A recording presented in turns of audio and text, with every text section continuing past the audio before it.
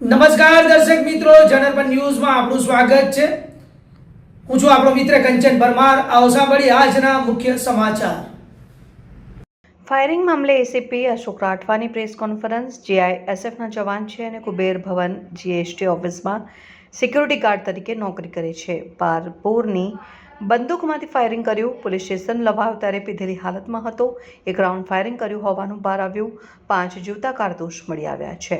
2004માં ભરૂચથી licence લીધું છે, જે તે ઓથોરિટીને જાણ કરવામાં આવી છે। લાયસન્સ રદ કરવા માટે ભરૂચ જાણ કરવામાં આવી છે। જે રીતે ફાયરિંગની ઘટના બની છે, આ શખ્સ જે છે એનો ઈરાદો શું હતો અને કેમ ફાયરિંગ કર્યું? રાવપુરા પોલીસ સ્ટેશનમાં પાર્ટ બી 54/2026 એ 13/3/2026ના 1 વાગ્યે જે ગુનો નોંધવામાં આવેલ છે, જેમાં મળેલ હકીકત મુજબ નરેન્દ્રસિંહ દોલતસિંહ રાજ, જેની ઉંમર વર્ષ 53 છે અને મૂળ જંબુસર ભરૂચનો વતની છે, જે અહીંયા કુબેર ભવન બીજે માળ જીએસટી ઓફિસ ખાતે જીઆઈએસએફના સિક્યોરિટી ગાર્ડ તરીકે નોકરી કરે છે। મળતી માહિતી મુજબ કે એ ગઈકાલે નાગરવાડા તરફ કંઈક ગયો હતો અને ત્યાંથી પરત આવતા જે દુર્ગા માતાનું મંદિર છે રેલવે ગ્રાઉન્ડની સામે, ત્યાં આવી અને એણે પોતાની જે US 107B એક નાળચાવાળી જે બંદૂક હતી તેમાંથી એણે એક રાઉન્ડ ફાયર કરેલું હતું અને બીજું રાઉન્ડ ફાયર કરવા જેવા મિસ થયેલ હતો।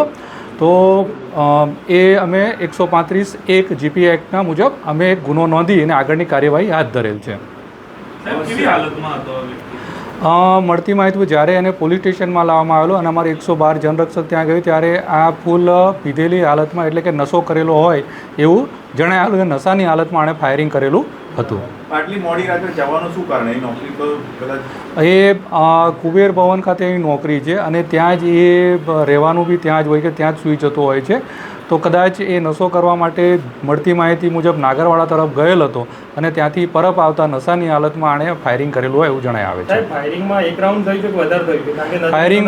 ફાયરિંગમાં એક રાઉન્ડ જ ફાયરિંગ થયું છે, કેમ કે એક રાઉન્ડ જે છે અમને સેલ મળેલ છે અને બાકીના જે 5 રાઉન્ડ છે એ એના પૂરા સલામત રીતે એના સેલ મળેલા છે અમને। આ ગુનો કેટલો ગંભીર માનો છો? કારણ કે જો કોઈ વ્યક્તિ હોત તો કદાચ એને જાનને જોખમ પણ હા, 100 જે 12 બોર જે બંદૂક હોય છે કે જે એક નાળચાવાળી, જો નજીકથી કોઈ પણ વ્યક્તિ પર ફાયરિંગ કરવામાં આવે તો સીધું એનું જાનનું જોખમ તો રહેલું જ હોય છે। તો આ એક ગંભીર ઘટના ગણાય છે। નાગરવાડાને આ ઘટના સ્થળ આખી વિરુદ્ધ દિશા છે, તો ત્યાંથી આ બાજુ કઈ રીતે આવ્યું?